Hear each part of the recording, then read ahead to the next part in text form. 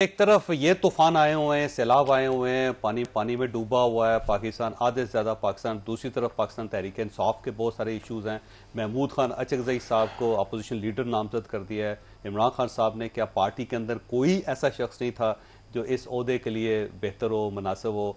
आजम स्वाति साहब सेनेट के अंदर आ गए हैं, तो अब ये सूरत अजीबोगरीब सी है। कुछ गिरफ्तारियां भी हैं, 14 लोगों के आज नाकाबिले जमानत वारंट जारी हो गए हैं। तो एक तूफान इस साइड पे भी है। तो नईम अज़हर पंजोता साहब, ये फरमाइएगा कि आपकी पूरी पार्टी के अंदर कोई एक शख्स भी ऐसा नहीं था कि जो अपोजिशन लीडर बन सकता? बहुत शुक्रिया चौधरी साहब, आपने मौका दिया। देखें, पहली बात यह है कि खान साहब ने इंतखाब किया, उनका जो भी इंतखाब होता है, कोई भी बात होती है तो वो बेहतर जानते हैं, फैसला करते हैं और उस पर मनवान उसको तस्लीम किया जाता है। जहाँ तक ये बात है महमूद अचकजई साहब की, देखें ये उनका ज़र्फ़ है, ये उनका जो है वो एक यूँ कह लें कि उनके अंदर ये चीज़ ऐसी है, खूबी है कि उन्होंने कभी भी खुद नुमाई नहीं की, कभी भी इस चीज़ के ऊपर नहीं कहा कि मैं के चक्कर में रहें कि मेरी जमात का हो। और अचकजई साहब क्योंकि देखें वो हमारे साथ अलायंस के अंदर वो सरबराह है, खान साहब ने उनको बनाया है और खान साहब ने अपनी पार्टी से हट के उनको आके कहा है कि आपको नामजद किया जाता है मेरी तरफ से। तो ये तो मेरे ख्याल में अच्छा कदम है। उन्होंने ये तो नहीं कहा कि मेरा कोई रिश्तेदार बन जाए या मेरा फलाना बंदा बन जाए, बल्कि उन्होंने एक पॉजिटिव स्टेप लिया और उनको बनाया। नहीं, इसका एक और पहलू भी हो सकता है कि शायद इमरान खान साहब को यकीन नहीं है कि उनकी पार्टी में से कोई शख्स इस ओहदे पर बैठेगा तो वो इंसाफ कर सकेगा या चेयरमैन साहब के लिए कोई काम कर सकेगा या फिर प्रोटेस्ट कर सकेगा, इसलिए वो बाहर से लेकर इंपोर्ट कर लिया उन्होंने अपना अपोजिशन लीडर। अदम एतमाद है पार्टी पे? नहीं, पार्टी पे अदम एतमाद की बात नहीं है। आप चौधरी साहब ये बात करें कि जिस तरह डिस्क्वालिफिकेशन की मॉरल टर्पिट्यूड की बुनियाद के ऊपर इलेक्शन कमीशन ने वो गलत काम किया, सजाएं जिस तरह दी गई एक सिपाही के बयान के ऊपर कि इस बंदे ने साजिश की और ये साजिश का हिस्सा था और बैठा हुआ था और इसको कसूरवार करार दे दिया जाए, और वो सामने आपके केसेस कि वो जो खान साहब के गनमैन थे जो मेरे इलाके के भी हैं, ठीक है जी, हाफिज अरशद, वो उसका रोल डाल दिया कि वो भी उसके अंदर शामिल है। और इसी तरह एक बंदा जो उस वक्त मिलिट्री कस्टडी के अंदर था, उसको अगले दिन एक मुकदमे के अंदर तरतीमा बयान के अंदर नामजद करके ले आए कि वो मिलिट्री कस्टडी से उठ के किसी जगह पर उसने डंडे चला दिए। तो इस तरह के केसेस हैं। लेकिन अब देखिए सवाल ये बनता है, सवाल नहीं पैदा होता है कि गौहर खान साहब अहल नहीं है, सलमान अकरम राजा साहब अहल नहीं है, इसके अलावा आपकी पार्टी में इतने ज्यादा लोग हैं, 80 से ज्यादा। देखिए जो सब ये बात नहीं है, सलमान राजा साहब से इसका मतलब अहल ना हुआ ना, अदम एतमाद है चेयरमैन की तरफ से। सलमान राजा साहब जो हैं उनको फार्म 47 के लिए हरा दिया गया, हालांकि वो जीते थे। और लेकिन जो गौर साहब हैं वो चेयरमैन हैं और इसी तरह जो है उन्होंने उमर यूब साहब को पहले बनाया हुआ था और इसी तरह शिबली फराज साहब को बनाया हुआ था। अगर आज सेनेट के अंदर उन्होंने किसी और को बनाया है, यहाँ पर अचकजई साहब को बनाया है, तो अलायंस का वो हिस्सा है। तो उन्होंने तो नहीं कहा कि ये जो है ये कि हमारी लाइन है और इसके अंदर हमने ये करना। उन्होंने खुले माइंड के साथ एक फैसला किया जी। ठीक हो गया। अब दोबारा मैं मुनम साहब आपकी तरफ आना है। कराची का हल क्या है सर, होना क्या चाहिए मुनम खान साहब?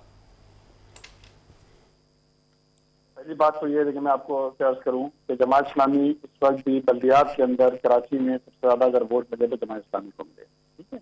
और कराची के सबसे ज्यादा सीटें भी जमात इस्लामी को मिली, लेकिन बदकिस्मती से जो नताइज इस तरह तब्दील किए जाते हैं, नताइज तब्दील कर दिए गए बल्दियात के अंदर भी है। मैं आम इंतखाबात की तो बात ही नहीं कर रहा। हल इसका यह है कि डेवोल्यूशन ऑफ पावर हो, इख्तियारात को तकसीम किया जाए और साथ साथ ये है कि देखें एनएफसी के बाद इस बात की जरूरत थी कि पीएफसी हो और इसके बाद इख्तियारात, ना सिर्फ इख्तियारात बल्कि वसाइल भी। सर रुकावट कौन है फिर खान साहब इसमें, और कौन हल करेगा फिर इसको? देखिए रुकावट तो इस वक्त जो है वो देखिए ना, अभी मैं सिर्फ ये बात करूं कि रुकावट जहां तक इसका ताल्लुक है, सूबाई हुकूमत रुकावट है। सूबाई हुकूमत पीपल्स पार्टी की है, 18 साल से सूबे पर विराजमान है। और अगर ये लोकल गवर्नमेंट का निजाम होता कि जिसके अंदर इख्तियारात होते, सारे इदारे ऑन बोर्ड होते, तो उसके नतीजे में ये मसाइल नहीं होते। आप देखना सिर्फ बारिश की बात है, पीडीए में कहाँ है कराची में, 1122 रेस्क्यू कहाँ है, सिटी वार्डन शहर के अंदर 2500-3 हजार सिटी वार्डन है, वो कहीं सड़कों पर नजर नहीं आते, ट्रैफिक पुलिस नजर नहीं आती, केएमसी का अमला नजर नहीं आता। तो भाई बात यह है कि जब सारे इदारे ऑन बोर्ड नहीं होंगे, सारे इदारे चेन ऑफ कमांड के अंदर नहीं होंगे, जब लोकल गवर्नमेंट का इदारा नहीं होगा, और क्या होगा, जो इदारे होंगे उनके पास इख्तियारात आप देने के लिए तैयार ना हो, तो उसके नतीजे के अंदर तो मसाइल पैदा होंगे ना। जब आप इख्तियारात भी मुंतखब लोगों को देने के लिए तैयार ना हो, और कौन लोग देने के लिए तैयार नहीं है? वो लोग जो डेमोक्रेसी की बात करते हैं, वो लोग जो डेमोक्रेसी की बात करते थकते नहीं है। आप बताइए ना, इस शहर 18 साल हो गए, प्रोविंशियल फाइनेंस कमीशन का इजलास नहीं हुआ, 18 साल हो गए एनएफसी के बाद जो है वो। अब आप बताइए तो फिर तो मसला हल नहीं होगा। शर्मिला फारूकी साहब, वैसे अगर आप वाकई जमहूरियत पर यकीन रखती हैं और आपका मेयर भी है और बल्दियाती इदारों की जो सूरत आपके सामने है, तो आप बल्दियाती इदारे क्यों नहीं बनाते, क्यों नहीं एम्पावर करते, क्यों नहीं उनको इख्तियार देते, क्यों नहीं उनको फंड देते ताकि वो मसाइल हल कर सकें? देखिए चौधरी साहब, ये तासुर बिल्कुल गलत है सिंध के हवाले से, कम से कम कि हम इख्तियारात नहीं देते। सिंध के अंदर तो लोकल गवर्नमेंट सिस्टम बड़ा इंटैक्ट है। हमारे यूसी चेयरमैन है, तमाम के तमाम इस वक्त ऑन ग्राउंड है और लोगों की मदद कर रहे हैं और रेस्क्यू और रिलीफ के अंदर काम कर रहे हैं। दे ऑल देयर, सारे के सारे हैं। और यही वजह है कि चंद घंटों के अंदर इतनी शदीद बारिशों के बाद बड़ी बड़ी शाराएं, गलियां वगैरह वो साफ हो गई हैं।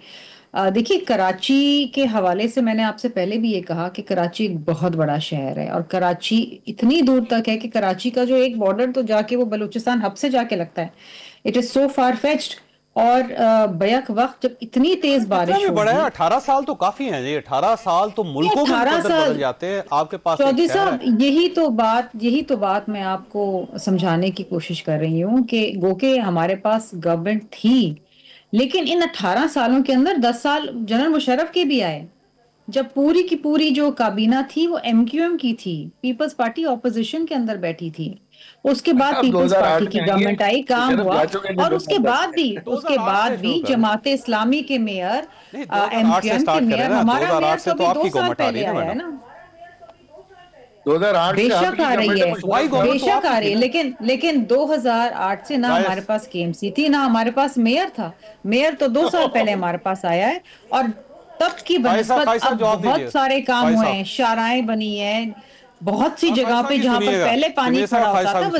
वजीर मेंशन, ख्वाजा साहब जानते हैं, अब अगर वो इस बात की तायद नहीं करेंगे तो वो ज्यादती होगी।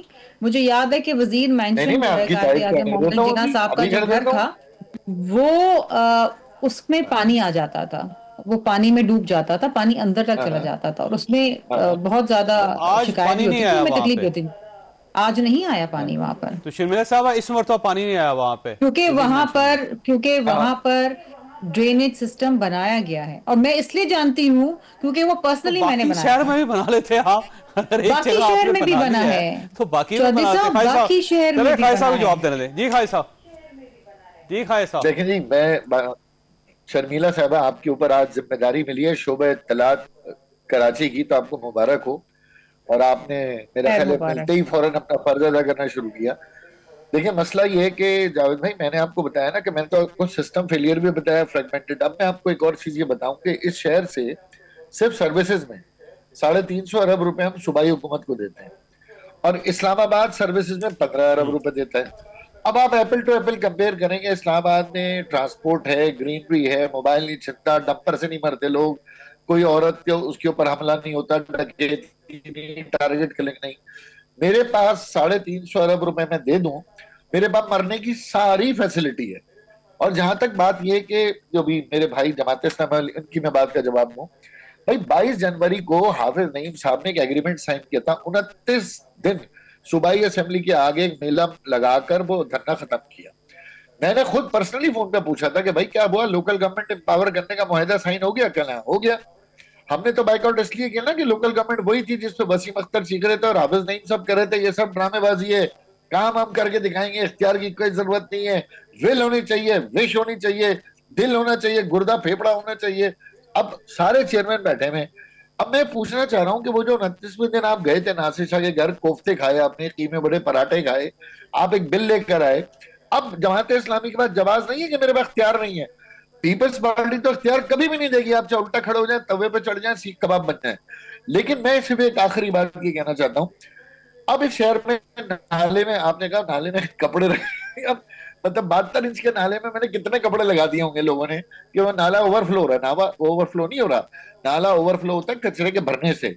और जब कचरे की बात याद आएगी तो आपको याद होगा सॉलिड वेस्ट मैनेजमेंट बोर्ड, और डॉलरों में आएगा कचरा उठेगा, वो चाइनीज आएंगे वर्दी पहन के आपके घर से कचरा ले जाएंगे, शॉपर भी फ्री देंगे आपको, और पता नहीं क्या क्या फ्री देंगे, कचरे के बदले पैसे भी देंगे। सिंध हुकूमत में 129 रुपए पर केजी डॉलर वो देगी, वो किधर है? लेकिन एक जिमनी सा सवाल आपके साथ भी है कि काश आपने बाइकाट ना किया होता, बल्दियाती इलेक्शनों का, तो आज सूरत हाल बिल्कुल मुकम्मल तौर पर मुख्तलिफ होती। हो सकता है आपका अपना मेयर बन चुका होता और आज कराची की ये हालत ना होती। तो कसूर थोड़े से आप भी हैं कि अगर आप जल्दबाजी ना करते तो आज शायद हालात मुख्तलिफ होते। छोटी सी ब्रेक और ब्रेक के बाद दोबारा हाजिर होते।